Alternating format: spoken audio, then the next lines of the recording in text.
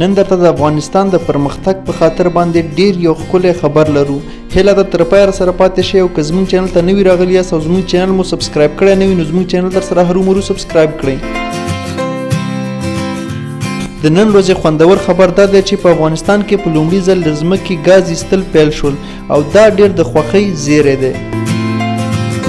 د قانون د وزارت ویاند وایي قانون او پټرولیم وزارت د نفت او غازو د اکتشاف په موخه د جوزجان ولایت یتیمتاق ساحه کې 2 څاګانو 22 او 14 نمبر څاګانې اکتشاف پیل کړی و. خوشبختانه د یادې ساحې 22 نمبر څاه کامیابه شوه او غازو استخراج پیل شو. د دې څاګانو غاز به په مختلفو برخو کې استفاده شي.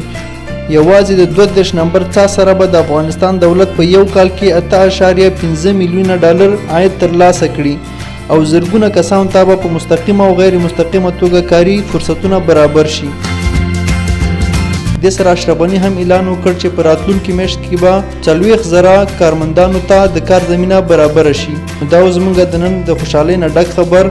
هیله ده د خوښې وړ مو ګرځېدلی وي او که روزمره دغسې جالب خبرونه غواړئ نو زموږ چینل در سره هرومرو سبسکرایب کړئ. مننه ډېره زیاته. الله مو مل شه.